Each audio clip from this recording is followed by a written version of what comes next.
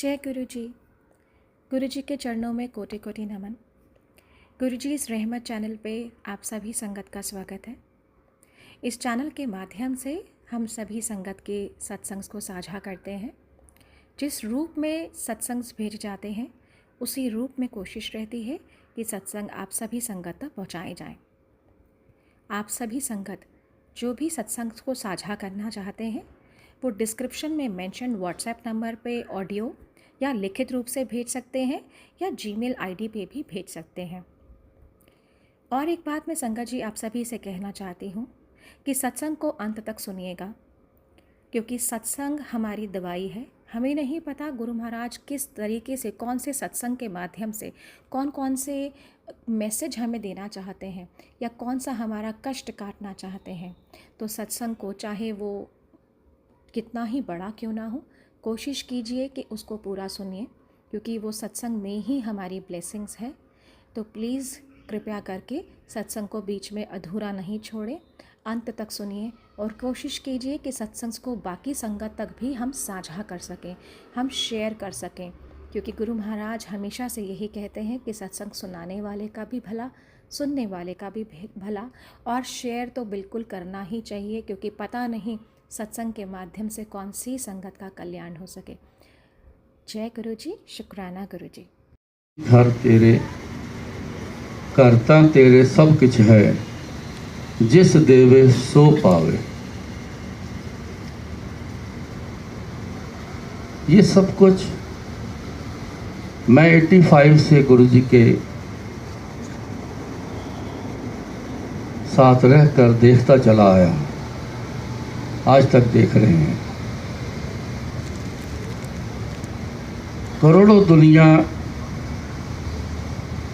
मेरी इस आँखों से देखी हुई है, कानों से सुना हुआ है। कितनी दुनिया दिक्कत लेके आई, कितनी दुनिया प्रॉब्लम लेके आई, उनका सबका सलूशन गुरु जी के पास है। बहुत कुछ देखने के बीच बीच में मैं कई बार हैरान हो जाता था कि सुनने में आया है, सुनते हैं, पिछला इतिहास भी है कि जितने महापुरुष गुरु पीर आए हैं उनके बाद आज जो देखने में मिला, ऐसी कोई भी ऐसी गुंजाइश नहीं थी कि गुरु जी ने कभी किसी को कहा हो कि मैं इस मसले का हल नहीं करता। ऐसा कभी नहीं हुआ। बहुत नज़दीक से देखा है, दिन रात देखा है कि उनकी मेहरबानी थी कि गुरु जी ने अपने साथ मेरे को दिन रात रखा, तभी ये देखने का मौका मिला। घंटा 2 घंटे आना चले जाना, गुरु जी कुर्सी पर बैठे रहें, बहुत कम लोगों का दिखाई देता है। कोई दूर बैठा है, कोई नज़दीक बैठा है, किसी को पता चला है, किसी को नहीं पता चला है। तो मैं ये बिल्कुल सच कहता हूँ कि कभी भी ऐसा कोई इंसान गुरु जी ने वापस ऐसे कहकर नहीं भेजा। हाँ, किसी का टेस्ट लेना हो, उसने गुरु जी के पास टिकना है कि नहीं टिकना, बहुत बड़ा काम होगा उसका, तो टेस्ट लेने पर वो कोई चला जाए अपने मर्जी से तो उसकी मर्जी रही, शायद आज भी होगी। मगर गुरु जी से जो टिक गया वो सब कुछ ले गया।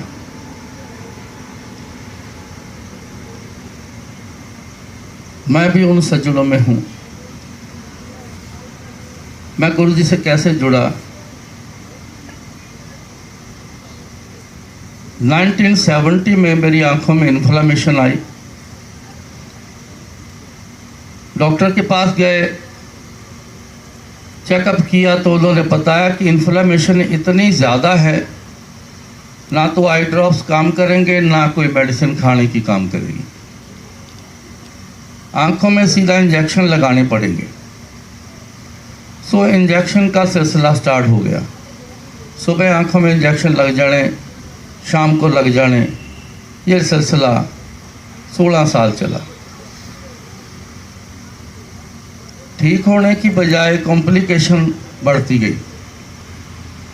टेस्ट सारे नॉर्मल होते थे, उनको पता नहीं चलता था डॉक्टरों को कि इन्फेक्शन है क्या चीज़, कहाँ से आ रही है और है क्या चीज़। इससे ज़्यादा परेशानी थी। ग्लूकोमा हाई लेवल पर चला गया, प्यूपल कंजस्टेड होने शुरू हो गए, आखिर में आके पिन पॉइंटेड हो गए, पर्दे बाकी सब खराब। 81 में आके जब अटैक हुए तो दिखाई देना बंद हो गया।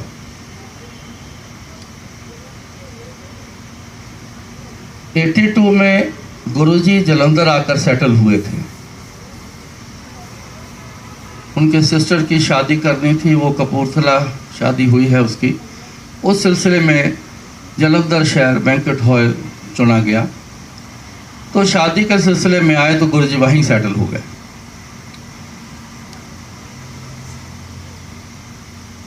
एक सत्संग बीच में है, वो कनेक्टेड है।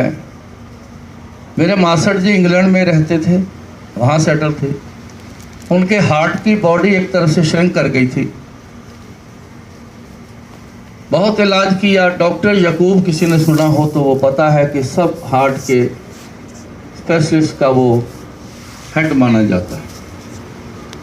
उससे ट्रीटमेंट हुआ, लेकिन जवाब दे दिया। उन्होंने कहा कि जिस एटमॉस्फेयर में आप पैदा हुए हो, एक बार वापस 6 महीने के लिए वहाँ चले जाओ, हो सकता है कि रिकवरी हो जाए। उस लिहाज से वो जलंधर आ गए। आते ही उनको पता चला कि एक नौजवान से लड़के हैं, उनको गुरुजी कहते हैं, बड़े करिश्मे करते हैं। वो वहाँ चले गए गुरुजी के पास। जाते ही गुरुजी ने उनका ट्रीटमेंट किया। ट्रीटमेंट के बड़े तरीके थे गुरुजी के पास। चेस्ट पर पान के पत्ते लगाए और उनको कहा कि जा वापस इंग्लैंड जाके ही चेकअप करवाना है, यहाँ इंडिया में नहीं। तो तुरंत आके मेरे को वापस तो बताओ कि क्या हाल है तुम्हारा। वो गए इंग्लैंड, चेकअप हुआ। हैरान हो गए सारे डॉक्टर कि ऐसा क्या ट्रीटमेंट आपका हुआ है, हमें भी बताओ। फिर उन्होंने कहा कि आपके भी यहाँ संत होते हैं, हमारे भी वहाँ संत हैं, उनकी कृपा से मैं बिल्कुल ठीक हुआ हूँ। उन्होंने रिपोर्ट दे दी 100% ओके। वापस आए, गुरुजी को आके बताया कि गुरुजी देखो रिपोर्ट मेरी, मैं बिल्कुल ठीक हो गया हूँ। तो गुरुजी ने कहा कि जा फिर मौज कर, 2.5 पैक रोज पिया कर। मेरे को उन्होंने 65 दिन अक्सर कहना कि देख मैं ठीक हुआ हूँ, तो भी गुरुजी के पास जा, तेरी भी आंखें शायद ठीक कर दें। लेकिन मेरा ट्रीटमेंट के साथ साथ मेरे फादर मेरे को कई महापुरुषों के पास लेकर गए, कई बाबों के पास लेकर गए, छोटे बड़े जो किसी ने कहना वहाँ ज़रूर ले जाना कि शायद इस पे किसी की मेहर हो जाए। तो ऐसा ना हुआ, तो मैं सोचकर ये कह देता कि सारे बाबे एक जैसे हैं, कुछ करता कोई नहीं, सब पीछे लगा लेते हैं, तो इसलिए मैं उनकी बात को छोड़ देता था। समय चला गया। 85 में मेरे मामा जी के घर गुरुजी ने आना प्रवान किया, क्योंकि उनके भी रेक्टम में कैंसर का होल था। उनका ट्रीटमेंट किया तो उन्होंने शुक्राना के तौर पर गुरुजी को अपने घर इनवाइट किया। तो गुरुजी बोले, कहते तेरे घर जरूर आऊँगा, अपने उस भाणजे नूं बुला जिहदी आँखां खराब। मेरे को बुलावा आया दोपहर को। शाम को 7 बजे के करीब मैंने अपनी आंटी से पूछा क्या करना है। उसने बोला कि देख लो जैसे आपकी इच्छा। थोड़ी देर में मेरा मन बन गया, हम गुरुजी के पास उनके घर चले गए। वॉकिंग डिस्टेंस था। मेरा हाथ पकड़ा हुआ। आंटी ने तो धीरे से मेरे को बोली कि आगे नीचे गुरुजी बैठे हैं, तो यहाँ माथा टेक लो। मेरे को नहीं पता था कोई कहाँ बैठा है। मैं जैसे खड़ा था, जिस पोजीशन में खड़ा था, मैंने नीचे माथा टेका और वहाँ पर बैठ गया। तो गुरुजी ने 3 सवाल आंटी से पूछे। अब गुरुजी ने अपनी शनाख्त दी है कि मैं बहुत कुछ जानता हूँ। पहला सवाल आंटी से किया, बोले कि 2 दिन हुए पेकियाँ तो होके आई हैं, मतलब 2 दिन हुए मायके से होके आई है। इसने बोला कि हाँ जी। 5 सूट लेके आई हैं, 3 प्लेन हैं, 2 प्रिंट हैं। इसने याद करके बोला कि हाँ जी। एक छोटा सा पर्स तेरे हाथ में था, तू वापस घर रख के आई है? उसने बोला कि हाँ जी। जाके गिनने 382 रुपये ਉਹਦੇ ਵਿੱਚ। फिर मेरे से पूछा की होया तेरियां अखां नूं? अब ये जो सवाल थे जो गुरु ने पूछा, उससे तो साफ स्पष्ट होता है कि गुरु जी सब कुछ जानते हैं, इतना कुछ जानते हैं कि पर्स में, छोटा सा पर्स है, उसमें पैसे कितने हैं। तो मैंने कह दिया, क्योंकि सिलसिला शुरू करने के लिए गुरु जी बोलते थे। तो मैंने कहा जी इन्फ्लेमेशन है, ग्लूकोमा हाई लेवल पर है, आयराइटिस ब्रोंकाइटिस है, प्यूपल पिन पॉइंटेड हैं, पर्दे सब खराब हैं, गुरु जी दिखाई नहीं देता। तो गुरु जी बोले लेट जा, मेरे वाल सिर करके लेट जा। किसी ने गाइड किया, मेरे को लेटा दिया। तो किसी को बोला कि 1 गिलास पानी और चम्मच लेके आओ। उस चम्मच से पानी को मेरी आंखों में डालते रहे। कभी हाथ से आंख को कुछ करते हैं, कभी चम्मच से आई बॉल प्रेस करते हैं। कुछ देर तक ऐसा ही सिलसिला चलता रहा। फिर गुरुजी बोले कि माचिस लेके आओ। माचिस आई, माचिस जला के उससे हीट आंखों को दी। चम्मच को माचिस जला के गर्म करके वो गर्म चम्मच मेरी आंखों को लगाते रहे। फिर गुरुजी ने बोला कि सुई लेके आओ। जब सुई का बोला तो मैं घबरा गया। मैं कहा उठ जाओ, कहीं आंख में सुई ना मार दें, क्योंकि इन्फ्लामेशन में बहुत छोटी से छोटी इंजरी भी जो है वो बहुत जल्दी पस ले लेती है। मैंने उठने की कोशिश की लेकिन उठा ना गया। इतने में सुई भी आ गई। तो आंखें खोली तो सुई मारना शुरू कर दी। आंटी ने मेरे को बताया था, आंटी पास बैठी थी मेरी, कि सुई भी मारते थे और सुई मार के उसको ऐसे गोल घुमा देते थे। मैंने कहा हद हो गई, मैं टेक्निकल आदमी हूँ, किसी पेपर में सुई मारो, उसको घुमा दो तो पीस ही कट जाता है। ये क्या कह रही है? उसने बोला कि मैं बिल्कुल आपके पास ही बैठी थी, मैं सब कुछ जो देखा मैं वो बता रही हूँ। गुरुजी ने कुछ देर बाद मेरे को बोला था, काफ़ी देर बाद, कुछ महीनों बाद ऐसे बात चल रही थी। तो गुरु ने कहा, कहते वो जड़ियाँ तेरे सूइयाँ मारियाँ सी, तेरे कर्मां दे विच जिन्ने इंजैक्शन रह गए सी, मैं वो पहला पूरे कीते सी, फिर तेरा कल्याण किया। खैर मेरी आंखों में सुई मारने के बाद गुरुजी ने अपनी उंगलियों में सुई मारी, सारी उंगलियों में अपना ब्लड निकाला और मेरी आंखों में डाल दी। तो गुरुजी बोले, कहते उठ जा, तेरा कल्याण कर देता। मैं उठ के बैठ गया। मेरे को ऐसे फील हो रहा था कि आंखें इतनी सी मोटी मोटी हो गई। नेगेटिव ख्याल मन में, ये तो सब गड़बड़ हो गई, मेरे को नहीं आना चाहिए था, मैं तो बहुत बड़ी गलती कर गया। अब मैं इस प्रॉब्लम को लेके घूमता फिरूंगा, ऐसा अभी सोच ही रहा था। तो इतने में आँख खुलनी शुरू हो गई। जब आँख खुली तो धुंधलापन पड़ा था बहुत ज़्यादा, और जो मेरे आगे आके बैठे थे वो बहुत हल्के हल्के मेरे को दिखाई देने शुरू हुए, जैसे शैडो होता है, शक्ल नहीं किसी की पता, इतना हल्का दिखाई देना शुरू हुआ। मैंने गुरुजी से कहा, गुरुजी धुंधलापन बहुत है, थोड़ा हल्का हल्का दिखाई देना शुरू हुआ है। तो गुरुजी जैसे बोले, बड़े कॉन्फिडेंस से बोले, कहते कर देता कल्याण तेरा, तू की याद रखेगा। मैंने कहा सतबचन जी। वो ऐसा बोल था गुरुजी का जिसने मेरे को मेरा अंदर जगा दिया था उस टाइम पे, और इतना विश्वास आया था मेरे को। मैं कहा यहाँ कुछ जरूर होगा, क्योंकि हल्का हल्का उस टाइम पे दिखाई देना भी शुरू हो गया था। कुछ देर में गुरुजी चले गए, संगत भी चली गई, हम भी घर वापस आए। फिर मैंने रास्ते में एक रिक्शा आता हुआ मैंने हल्का सा देखा। मैंने आंटी से पूछा, मैं क्या रिक्शे वाला गया? इसने बोला कि हाँ जी। सो घर चले गए हम। मैं पूछ रहा था आंटी से क्या क्या कर रहे थे, मेरे को इतने में याद आया कि वो पर्स में 382 रुपये बोले हैं। ये आंटी वो एक छोटा सा पर्स है, इसके हाथ में हर टाइम रहता था, घर में कुछ ना कुछ वो लेके आई। इसने पैसे सारे बाहर निकाले, जब काउंट किए तो पूरे 382 रुपये, एक पैसा ना कम ना ज़्यादा। ये चीज़ देख के, इस परफेक्शन को देख के मैं बहुत हैरान हुआ।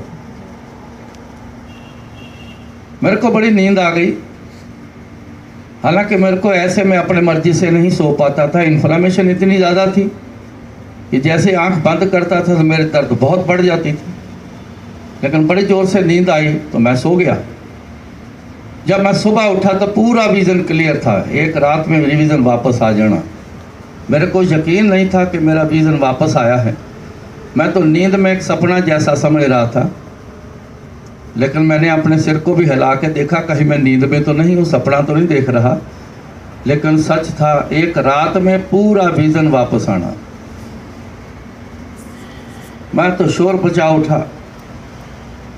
फटाफट हमने तैयारी करी कि चलो गुरु जी के पास चलें।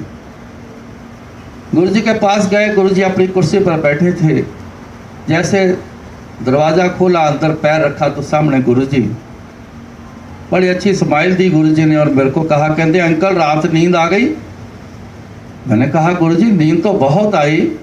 मैं कहा नींद तो छड्डो गुरु जी, पूरी नज़र ही वापस आ गई। तब उस टाइम का गुरु जी ने मेरे को जवाब दिया, जब मैं अपने मास्टर जी को कहता था कि बड़े पापे देखे हैं मैंने, सब एक जैसे हैं। तो गुरु जी ने उस चीज़ का जवाब दिया मेरे को, कहते पापा तू भी कोई नहीं छड़िया, कीता कल्याण तेरा किसी ने? मैं कहा जी नहीं। कहते देख ला। फिर 2-4 दिन बाद मैंने गुरु जी से फिर कहा कि गुरु जी रेडनेस तो अभी वैसे ही है, आप जानते हो इन्फ्लामेशन का साइन है, रेडनेस है। तो गुरु जी कहते लिया फिर पानी का गिलास।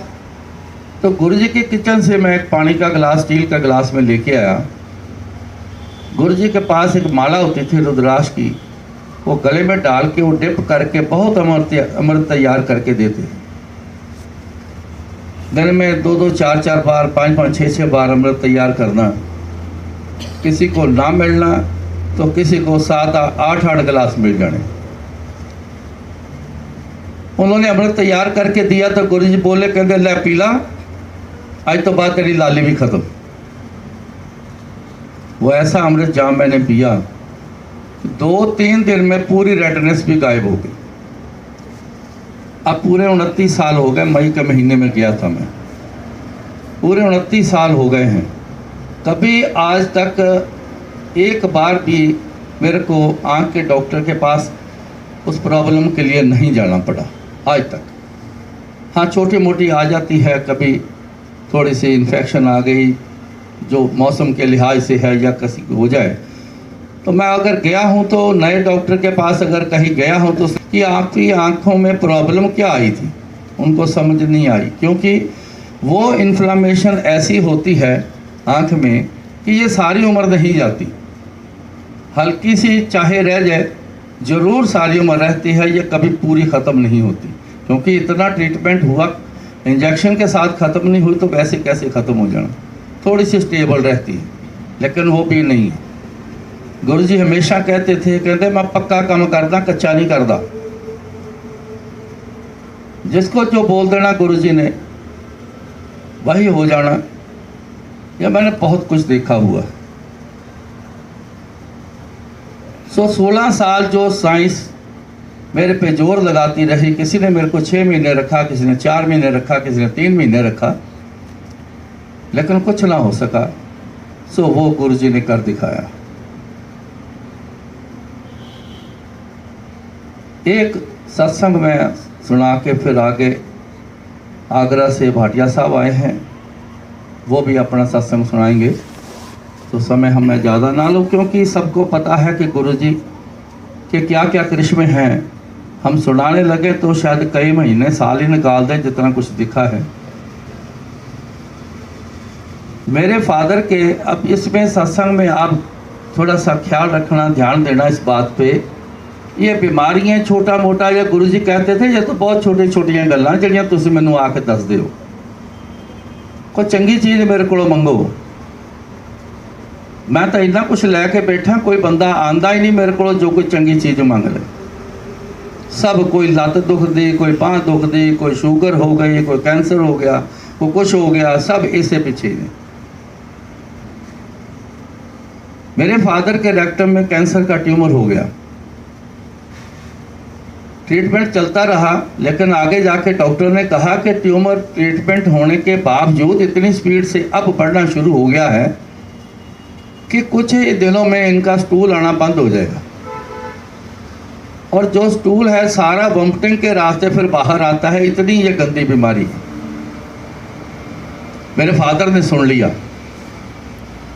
वो घबरा गए कि ऐसी पोजीशन में मैंने आना है। उन्होंने फटाफट लुधियाने थे मेरे छोटे ब्रदर के पास, वो कहने लगे कि अभी चल गुरु जी के पास। शाम को आ गए 4, 4:30 बजे। गुरु जी पहली शिफ्ट लगा के हॉल में ऐसे नीचे बैठ जाते थे, बैठे हुए थे, तो गेट नॉक हुआ। मैं गया, जाके देखा तो मेरे फादर थे।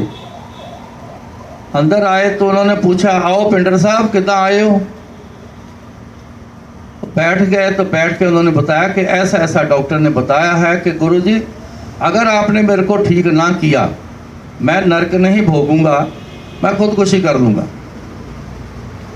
ये उनकी अब मौज की बात है। या तो मौज में महापुरुषों को, गुरुओं को, परमात्मा को लाना पड़ता है। बाई चांस वो खुद ही मौज में आ जाएं तो उनकी मर्ज़ी। वो खुद ही मौज में वो ऐसा बोल गए, कहते पिंडर साहब तुसी घबराओ ना मैं इत्थे नरक भोगण देंगा ना उत्थे।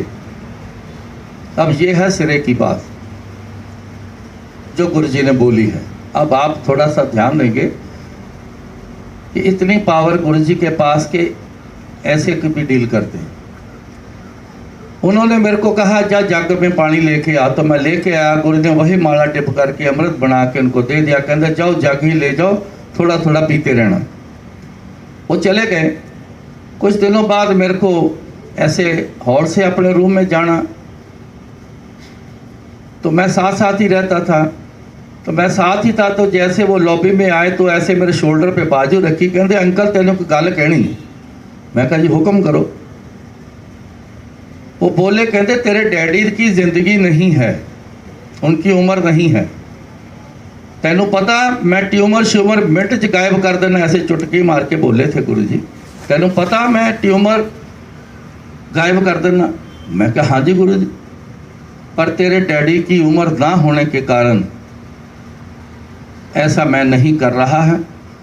ये कर्म भोग के जाएंगे, और उनकी डेट 30 मई रात को 11:05 पर मौत होगी। जैसे मैंने सुना मैं तो एकदम शॉक हो गया, वहाँ तो खड़ा का खड़ा ही रह गया। गुरु जी अपने रूम में चले गए, मैं वहीं बैठ गया। मैंने दिन गिनती किए तो शायद 26 दिन बाकी रहते थे। दिन निकल गए, 4 दिन पूरे पहले मेरे को गुरु जी ने कहा, कहते जा तू घर चले जा ते 4 दिन अपने डैडी की सेवा कर ला। तो 4 दिन पहले मेरे को घर भेज दिया, मैं चला गया। दिन भर में 5-7 बार वो बोलते थे कि मैंने टॉयलेट जाना है, लेकिन स्टूल आना तो पहले से बंद हो चुका था कई दिन से। मैं बीच में आता था, चेक करता था, उनको भूख पूरी लगती थी, पेट उनका नरम रहता था। हैरान हो गए हम जब ये चीज़ें देख देख के, रोज़ हैरान होते थे कि वो मटेरियल कहाँ जा रहा है, हमें कोई समझ नहीं। मैंने बोला भी था एक बार गुरु जी को, गुरु जी मगर वो चीज़, वो मटेरियल कहाँ जा रहा है। तो गुरु जी स्माइल दे के बस बात खत्म हो गई। तो जब लास्ट का दिन था, उन्होंने फिर कहा, ये रात को 9, 9:30 बजे की बात है। मैंने कहा शायद ये आखिरी बार बोल रहे हैं, टाइम नज़दीक आ गया है।